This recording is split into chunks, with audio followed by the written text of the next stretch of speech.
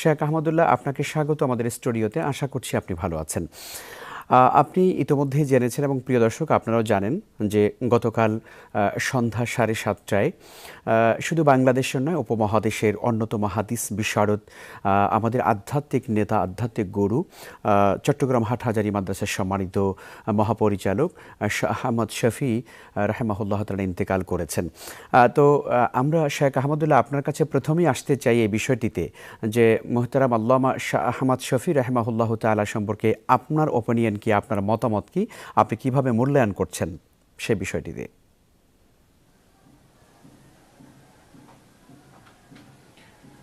ধন্যবাদ আপনাকে এবং ধন্যবাদ সম্মানিত দর্শক শ্রোতা মণ্ডলীকে। আল্লামা শাহ আহমদ শফি রাহিমাহুল্লাহ একজন ক্ষণজন্মা মানুষ।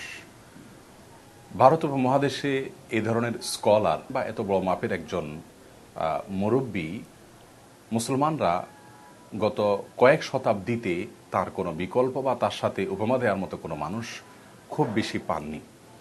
আল্লামা শাহ আহমদ শফি রাহিমাহুল্লাহকে এদেশের মানুষ হেফাজতে ইসলামের আমির হিসাবে চিনে, অথচ তার এই পরিচয়ের চাইতে অনেক বড় পরিচয় হলো তিনি হাজার হাজার আলিম গড়ার কারিগর।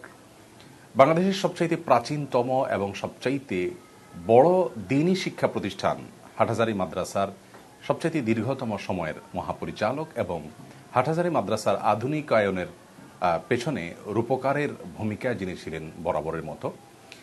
তার জীবনের সবচেয়ে গুরুত্বপূর্ণ দিক আমরা সবাই নিশ্চয়ই অবগত আছি। মুসলিমদের কঠিন একটি সময়ে তিনি অত্যন্ত বলিষ্ঠভাবে নেতৃত্ব দিয়েছেন, সেজন্য তিনি অনেক বেশি পরিচিত হয়েছেন।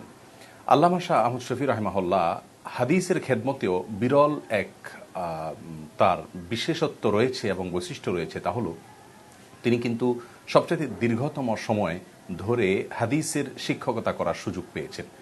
প্রায় অর্ধ শতাব্দীরও বেশি, বরং বলতে গেলে পৌনে এক শতাব্দী পর্যন্ত টানা তিনি হাদিসের ক্লাস করিয়েছেন। এটি কিন্তু উপমহাদেশে দ্বিতীয় কোনো ব্যক্তির ক্ষেত্রে পাওয়া যায় না। এত দীর্ঘ সময় ধরে কেউ কেউ বলছেন 70 বছর পর্যন্ত তিনি টানা হাদিসের ক্লাস করিয়েছেন এবং নির্বিচ্ছিন্নভাবে। এটি নিঃসন্দেহে বিরল একটি কৃতিত্বের বিষয়।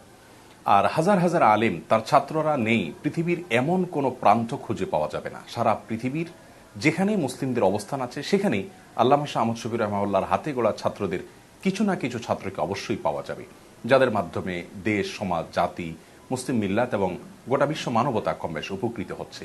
তো এরকম বিরল অনেকগুলো কৃতিত্বের অধিকারী তিনি। সন্দেহাতীতভাবে মানুষের দোষ এবং গুণ উভয়টি থাকে মানুষের মধ্যে। আমরা দোয়া করি আল্লাহ রাব্বুল আলামিন তার সমস্ত ভালো বিষয়গুলোকে কবুল করে নিন এবং তার জীবনের ভুল ত্রুটিগুলোকে আল্লাহ রাব্বুল আলামিন মাফ করে দিন, এবং তার থেকে যে প্রেরণা আমরা পাচ্ছি সেই প্রেরণার জন্য আমরা অনুপ্রাণিত হয়ে আমাদের ভেতরে তার ভালো দিকগুলোকে আমরা ধারণ করতে পারি। তার উত্তম বিকল্প যেন মুসলিম মিল্লাত পেয়ে যায়, দেশের মানুষ পেয়ে যায়, সেজন্য আল্লাহ রাব্বুল আলামিনের কাছে আমরা দোয়া করি। জ্ঞানের জগতে সত্যিকারই আমরা একজন অভিভাবককে আমরা হারিয়েছি, এবং বিশেষ করে এলমে হাদিসের এই জগতে আমাদের এই উপমহাদেশে তিনি একজন নক্ষত্র হিসাবে ছিলেন। আপনি যেমনটা বলেছেন যে দীর্ঘ জীবন তিনি প্রায় শতাব্দীকাল ব্যাপী তিনি এলমে হাদিসের খেদমত করেছেন। এটি আমাদের জন্য অনেক বড় একটি নিয়ামত ছিল। সেই নিয়ামতটি আমাদের কাছ থেকে আল্লাহ তুলে নিয়েছেন। আমরা তার প্রতি সত্যিকার হৃদয়ের গভীর থেকে আন্তরিকভাবে তার জন্য দোয়া করি। আল্লাহ তাআলা তাকে জান্নাতুল ফেরদাউসের সর্বোচ্চ স্থান দান করুন, এবং উনি এলমে হাদিসের যে খেদমত করেছেন সেগুলো যেন এই জমিনে যেন টিকে থাকে যুগের পর যুগ, সহস্রাব্দীর পর সহস্রাব্দী। সেই আমরা দোয়া করব আল্লাহ তাআলার কাছে।